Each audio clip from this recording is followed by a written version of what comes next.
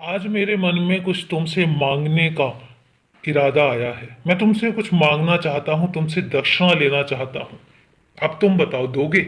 पहले सोच लो, क्योंकि अगर मैंने दक्षिणा मांग ली फिर तुम मना नहीं कर सकते हो। तुम्हारा इनकार मुझे उदास कर जाएगा, और अगर तुमने वादा कर दिया तो फिर तुम्हें मुझे वो दक्षिणा देनी ही पड़ेगी, चाहे कुछ भी हो जाए।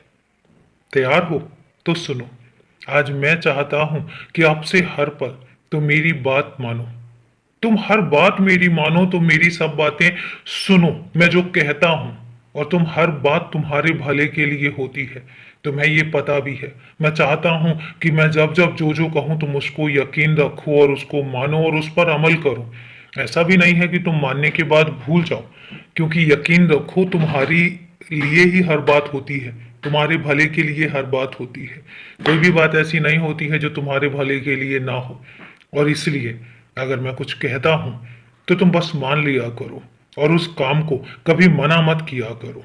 क्योंकि जिस काम के लिए मन तुम्हारा ना माने, और अगर मैं उस काम के लिए तुम्हें कह रहा हूं, तो समझ लो कि वो तुम्हारे लिए बहुत जरूरी काम है, और मैं कोई भी कमी उस काम में नहीं करने दूंगा। आने वाले कुछ महीने, सिर्फ कुछ महीने, और तुम्हारा जीवन पूरे तरीके से परिवर्तित हो चुका होगा। वो परिवर्तन मैं करूंगा तुम्हारी जिंदगी में। तुम्हें हमेशा मेरा अनुभव होता आया है, और आगे भी हमेशा तुम्हें मेरा अनुभव होता रहेगा।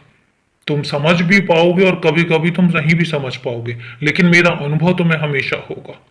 तुम जो कहते हो ना कि बाबा आप सबकी सुनते हो, सबकी मानते हो, और तुम तुलना करते हो कि शायद जो बच्चे मेरे बहुत करीब हो उन्होंने बहुत सारे अच्छे काम किए होंगे और तुमने नहीं किए, तो मैं आज तुमसे कहता हूं कि ऐसा कभी ख्यालों में भी मत लेके आना। तुम बहुत अनमोल हो, तुम बहुत अनोखे हो, और तुम बहुत प्यारे हो। अगर तुम सीढ़ी को लेकर परेशान हो तो चिंता करने की जरूरत नहीं है, बहुत जल्दी तुम मेरे पास आओगे। अगर नहीं आ पा रहे हो तो इसका मतलब ये नहीं है कि तुम में कोई कमी है, कोई कारण है, और वो कारण मैं तुम्हें जल्दी ही बताऊंगा। और अभी के लिए शुभ रात्रि मेरे बच्चे।